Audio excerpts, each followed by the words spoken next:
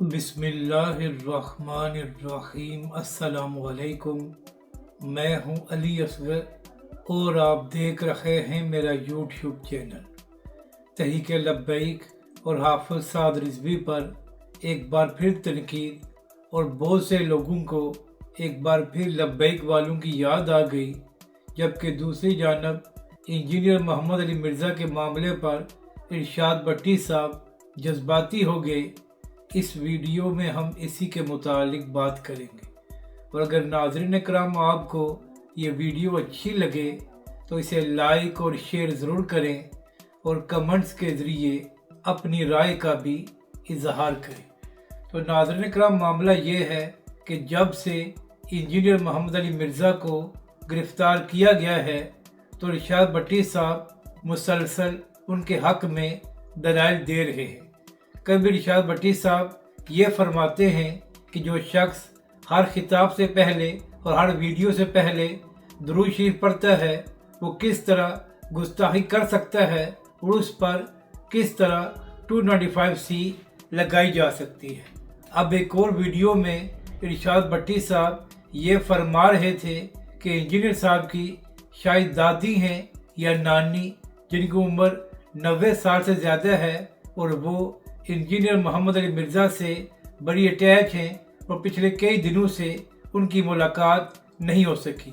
ऐसी बातें इरशाद भट्टी साहब इंजीनियर साहब की दीगर फैमिली के हवाले से भी फरमा रहे थे। तो इरशाद भट्टी साहब, पहली बात तो ये है कि जिसको भी गिरफ्तार किया जाता है पीछे उसके माँ बाप, बहन भाई और फैमिली होती है। ये कोई अनोखा वाक़या पेश नहीं आया कि इंजीनियर मोहम्मद अली मिर्ज़ा को गिरफ़्तार किया गया है और पीछे उनकी फैमिली है। अगर आपकी दलील मान ली जाए फिर तो जिसको भी गिरफ़्तार किया जाए उसको फौरी तौर पर रिहा कर देना चाहिए ताकि उसके घर वाले परेशान ना हों। इरशाद भट्टी साहब, अब तो आपके जज्बात बड़े उछल उछल कर बाहर आ रहे हैं, लेकिन जब तहरीक लब्बैक के कारकुन रमज़ान के महीने में और रोज़े की हालत में शहीद किए गए थे तो इरशाद भट्टी साहब उस वक्त आपके जज्बात कहाँ गायब हो गए थे। जब अल्लामा खादिम हुसैन रिजवी अलैहिर्रहमा को माजूरी के बावजूद बार बार गिरफ्तार किया जाता रहा और जो सलूक उनके साथ जेल में किया गया वो भी सामने है, तो इरशाद भट्टी साहब उस वक्त आपके जज्बात क्यों सामने नहीं आए और आपने तहरीक लब्बैक और उसके कायदीन के हवाले से आवाज़ बुलंद क्यों नहीं की।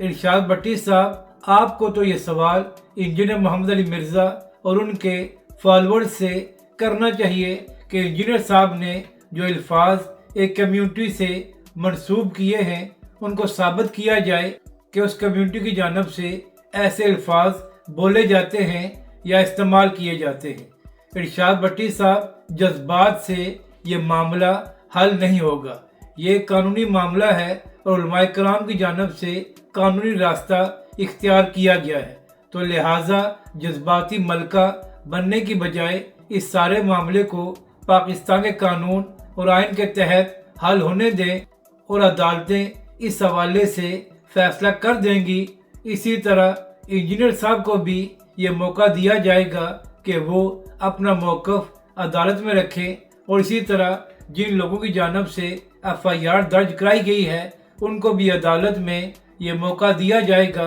कि वो भी अपने दलाइल को साबित करें। तो लिहाजा इरशाद भट्टी साहब, ऐसे मामलात जज्बात से हल नहीं होते बल्कि पाकिस्तान के कानून और आइन के तहत हल किए जाते हैं, और जब यह मामला अदालत में चलेगा तो आपको भी ये बात मालूम हो जाएगी कि आखिर गलत बयानी किसने की है और किसने एक कम्युनिटी से मंसूब करके इन अल्फाज का इस्तेमाल किया है। इरशाद भट्टी साहब, जब तहरीक लब्बैक पाकिस्तान ज़ेर अताब थी और तहरीक लब्बैक पाकिस्तान के 40 से ज़ायद कारकुनों को शहीद किया गया था तो उस वक्त आपके जज्बात क्यों नज़र नहीं आए। इरशाद भट्टी साहब, सहाफ़ी का ये काम नहीं होता कि वो एक फरीक की हमायत करे, बल्कि सहाफ़ी और तजियाकार का काम ये होता है कि वो दोनों तरफ का मौक़िफ़ आवाम के सामने रखे اور اس کے بعد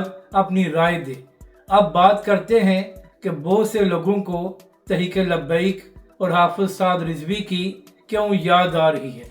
تو ناظرین کرام، معاملہ یہ ہے کہ پچھلے 2 سال سے عمران خان صاحب جیل میں ہیں، اور آپ کے سامنے ہے کہ ان 2 سالوں میں پی ٹی آئی والے کوئی بھی تحریک چلانے میں کامیاب نہیں ہوئے، اور نہ ہی وہ عوام کو باہر نکالنے میں کامیاب ہوئے ہیں۔ تو یہی وجہ ہے کہ ہر تھوڑے عرصے بعد پی ٹی آئی والوں کو کسی نہ کسی بات پر تحریک لبیک اور حافظ سعد رضوی کی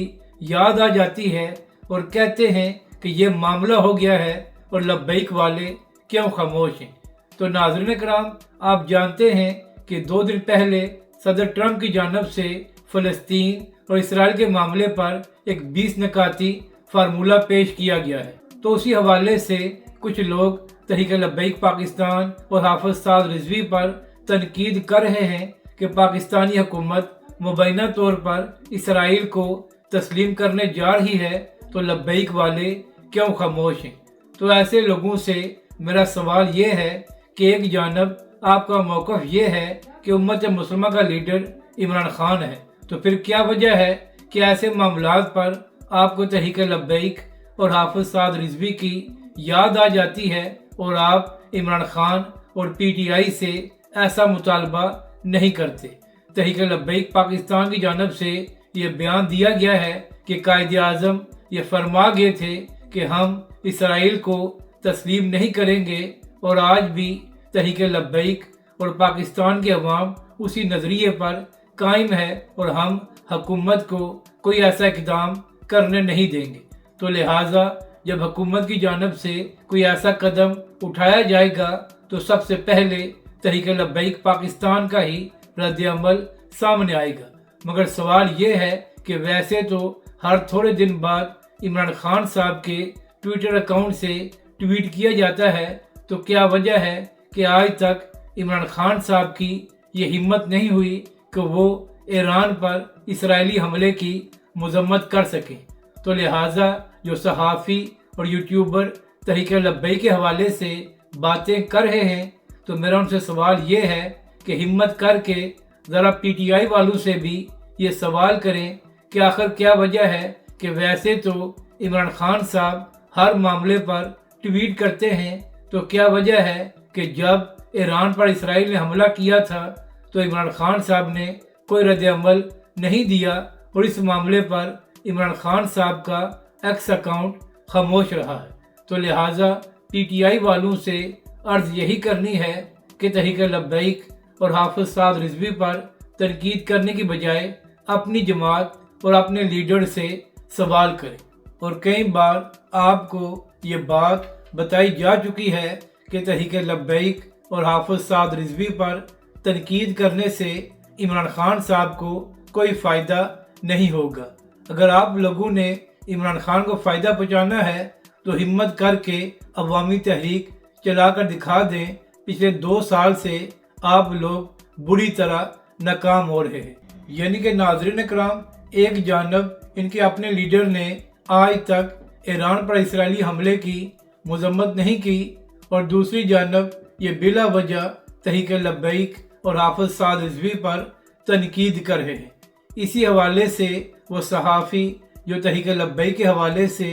سوال اٹھا رہے ہیں، میرا ان سے سوال یہ ہے کہ جب فلسطین کے معاملے پر تحریک لبیک پاکستان نے 2 لانگ مارچ کیے اور ایک دھرنا دیا، تو اس وقت آپ صحافیوں نے کتنی تحریک لبیک کے پروٹیسٹ کو کوریج دی تھی اور تحریک لبیک کے حوالے سے بات کی تھی۔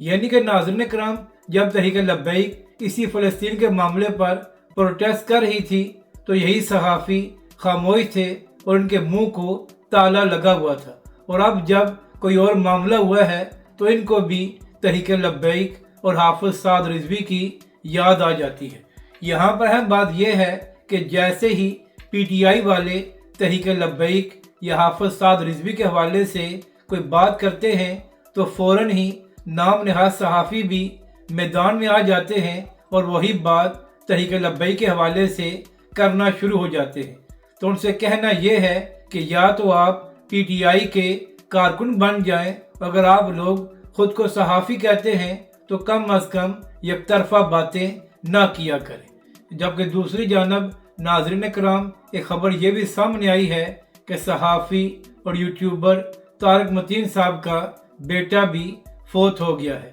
تو ہم طارق متین صاحب اور ان کے اہل خانہ سے اظہار تعزیت کرتے ہیں اور ہماری دعا ہے کہ اللہ کریم ان کو اس کا بہتر نعم البدل عطا کرے اور ان کو صبر جمیل بھی عطا کرے۔ اگر ناظرین کرام آپ کو یہ ویڈیو اچھی لگے تو اسے لائک اور شیئر ضرور کریں اور کمنٹس کے ذریعے اپنی رائے کا بھی اظہار کریں۔ اور اگر ناظرین کرام آپ ہماری مزید ویڈیوز کو دیکھنا چاہتے ہیں تو ہمارے اس چینل کو بھی سبسکرائب کریں۔